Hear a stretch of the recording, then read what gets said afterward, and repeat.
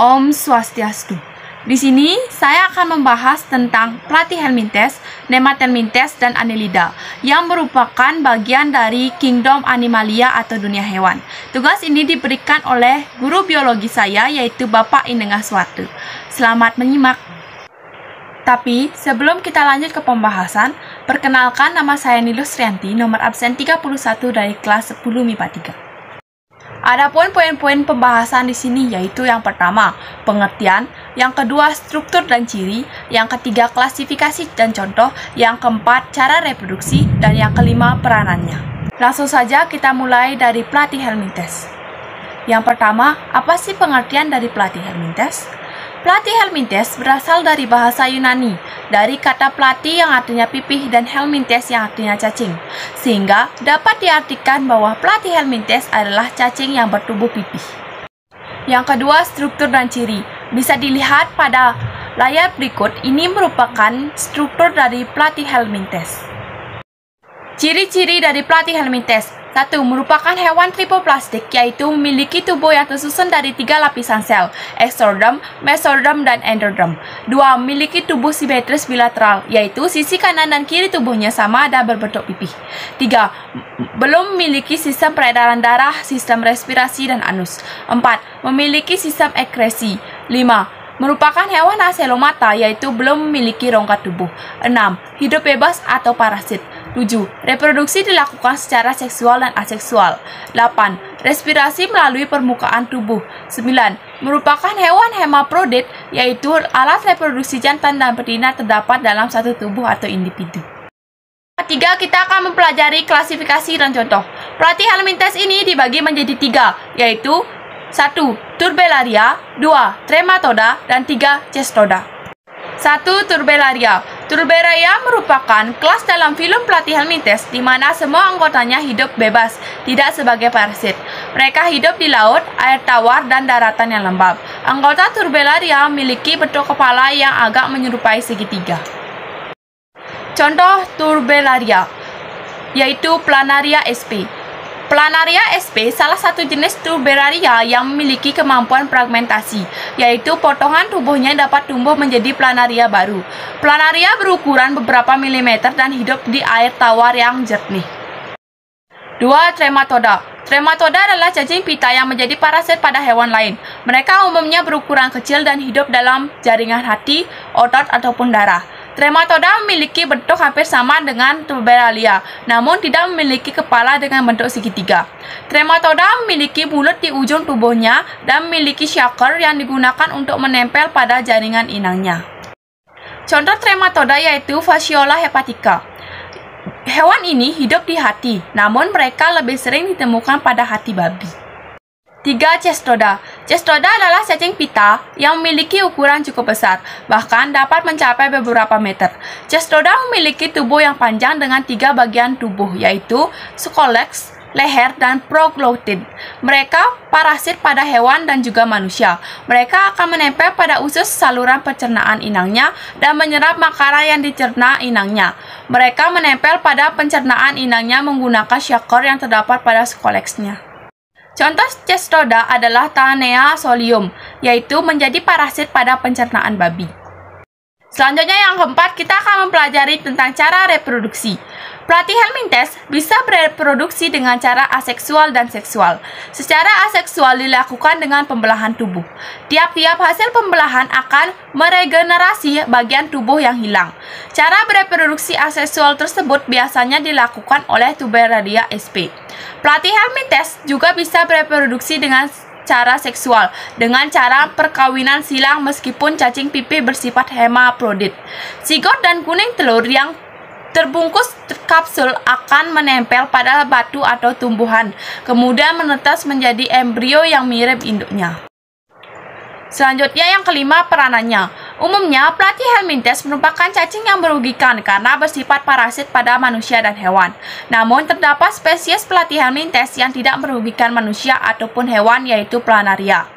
Planaria memiliki peran yang dimanfaatkan sebagai makanan ikan. Platyhelminthes lebih banyak memberikan dampak kerugian bagi manusia dan hewan. Ketika manusia mengonsumsinya, dampaknya dapat merugikan manusia karena terinfeksi cacing yang dapat menyebabkan masalah-masalah bagi kesehatan manusia. Nah, itu tadi merupakan pembahasan dari Platyhelminthes. Lanjut, kita akan membahas tentang Nemathelminthes. Yang pertama, apa sih pengertian dari Nemathelminthes? Nemathelminthes sendiri berasal dari bahasa Yunani, yaitu nema yang artinya benang, dan helminthes yang artinya cacing. Nemathelminthes memiliki rongga pada tubuh meski rongga tersebut bukan rongga tubuh sejati. Nemathelminthes atau cacing giling adalah salah satu hewan invertebrata yang berbentuk silinder memanjang. Sebagian besar, jenis cacing ini hidup sebagai parasit pada tubuh makhluk hidup. Umumnya, ukuran cacing betina lebih besar daripada cacing jantan. Yang kedua, struktur dan ciri. Bisa dilihat pada layar, ini merupakan struktur dari Nemathelminthes. Ciri-ciri Nemathelminthes. 1. Tubuhnya memiliki rongga namun bukan rongga tubuh sejati, sehingga rongga ini biasa disebut dengan pesu dua silomata. 2. Memiliki 3 lapisan tubuh yaitu tubuh luar, ectoderm, tengah mesoderm, dan tubuh dalam endoderm. 3. Memiliki tubuh berbentuk bulat, panjang seperti benang dengan kedua ujung meruncing. 4. Memiliki kulit yang licin, halus, tidak berwarna, dan dilapisi oleh kutikula yang bekerja melindungi diri dari enzim pencernaan inang. 5. Ciri-ciri Nemathelminthes berikutnya yaitu memiliki sistem pencernaan yang lengkap. 6. Nemathelminthes belum memiliki sistem sirkulasi dan sistem pernapasan. Selanjutnya, yang ketiga, kita akan membahas tentang klasifikasi dan contoh. Nemathelminthes ini dibagi menjadi 2, yaitu yang pertama nematoda dan yang kedua nematomorpha. 1. Kelas nematoda. Nematoda mempunyai kutikula tubuh yang transparan, memiliki mulut dan lubang ekskresi, alat reproduksi pada jantan dengan testis dan betina dengan ovarium. Umur cacing pada umumnya mencapai 10 bulan. Contoh dari kelas nematoda adalah Ascaris lumbricoides, yaitu cacing ini dapat hidup dan berkembang biak di dalam usus manusia, serta menimbulkan gangguan kesehatan yang bisa menyebabkan komplikasi. 2. Kelas nematomorpha. Nematomorpha adalah cacing yang mempunyai daun di kepala, hidup dalam usus vertebrata dan bisa melekat pada dinding usus dengan belalai bengkok berkanduri. Cacing ini memiliki sebuah alat pencernaan makanan yang sempurna dan alat reproduksi yang terpisah. Contoh dari kelas nematomorpha yaitu Gordius sp. Tubuh dilapisi kutikula, tidak bercincin, tubuh bulat kecil seperti rambut. Lapanya hidup parasit pada tubuh manusia atau arthropoda. Setelah dewasa, cacing tersebut hidup bebas di air tawar dan air laut. Selanjutnya, yang keempat, kita akan mempelajari tentang cara reproduksi. Nemathelminthes umumnya bereproduksi secara seksual karena sistem reproduksinya bersifat gonokoris, yaitu alat kelamin jantan dan betinanya terpisah pada individu yang berbeda. Fertilisasi dilakukan secara internal. Hasil fertilisasi dapat mencapai lebih dari 1000 telur per hari. Saat berada di lingkungan yang tidak menguntungkan, maka telur dapat membentuk kista untuk perlindungan dirinya. Selanjutnya, yang kelima, kita akan membahas peranannya. Nemathelminthes ada yang hidup bebas, ada pula yang parasit pada manusia. Nemathelminthes yang hidup bebas terdapat di tanah becek dan di dasar perairan, berperan untuk menguraikan sampah organik. Sedangkan yang parasit akan hidup di tubuh inangnya dan memperoleh makanan dengan menyerap nutrisi dan darah dari inangnya. Hampir seluruh hewan dapat menjadi inang bagi Nemathelminthes. Nah, itu tadi merupakan pembahasan dari Nemathelminthes. Lanjut, kita akan membahas yang terakhir yaitu Annelida. Dimulai dari pengertian. Annelida adalah kelompok hewan dengan bentuk tubuh seperti susunan cincin, gelang-gelang, atau ruas-ruas. Istilah kata Annelida berasal dari bahasa Yunani, yaitu annulus yang berarti cincin dan oidos yang berarti bentuk. Annelida adalah cacing dengan tubuh bersegmen tripoplastik dengan rongga tubuh sejati dan bernapas melalui kulitnya.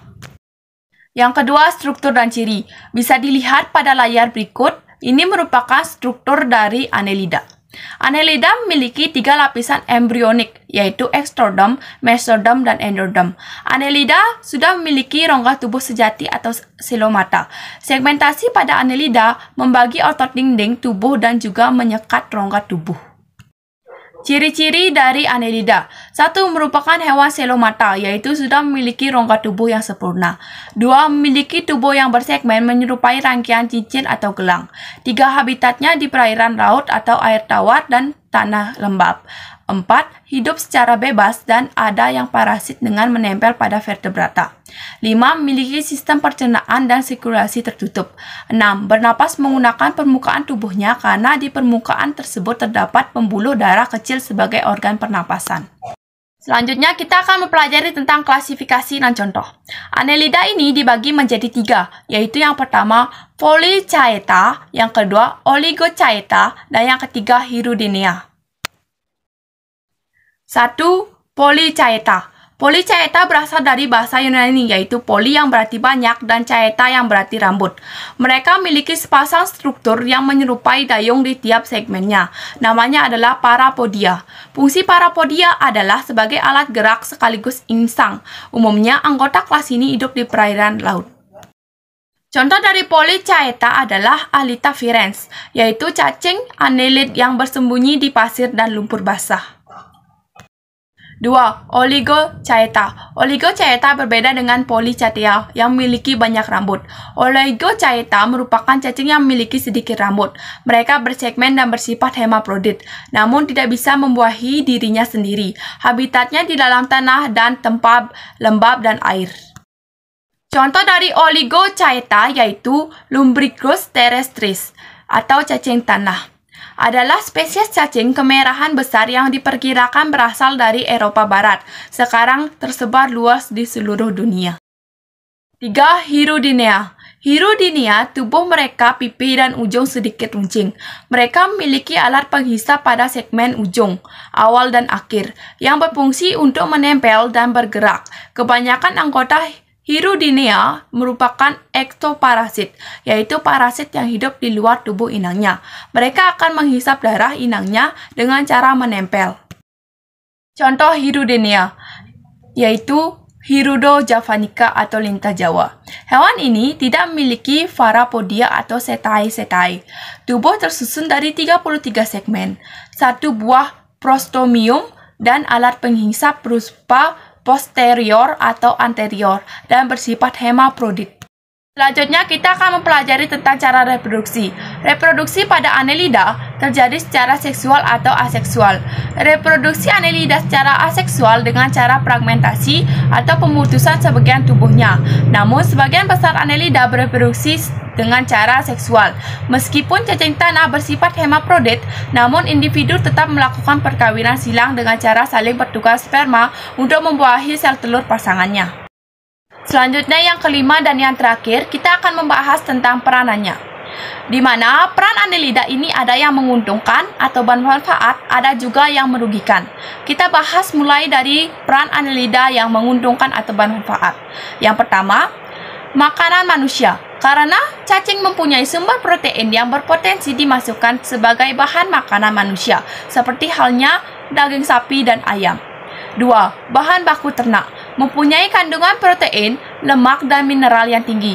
Cacing tanah dimanfaatkan sebagai makanan ternak misalnya unggas, udang, kodok, dan ikan. 3. Bahan baku obat. Cacing tanah dipercaya bisa meredakan demam, menurunkan tekanan darah, menyembuhkan bronkitis, reumatik sendi, sakit gigi, dan tipus. 4. Bahan baku kosmetik. Cacing tanah diolah untuk dipakai sebagai pelembab kulit dan bahan baku pembuatan lipstik. 5. Lintah dipakai untuk membersihkan nanah pada luka yang terinfeksi. 6. Hirudin bermanfaat menyimpan darah untuk keperluan transfusi darah. Selanjutnya kita akan membahas tentang peranan Annelida yang merugikan. 1. Menimbulkan penyakit seperti cacing pita, cacing tanah, cacing hati, cacing perut, cacing kremi, cacing tambang, dan cacing filaria. 2. Menyebabkan anemia seperti cacing darah, cacing tambang, pacet, dan lintah. Nah, itu tadi sedikit yang dapat saya bahas dari Kingdom Animalia, yaitu Platyhelminthes, Nemathelminthes, dan Annelida. Jika ada salah kata, saya mohon maaf, dan saya tutup dengan Paramesanti. Om Santi Santi Santi Om.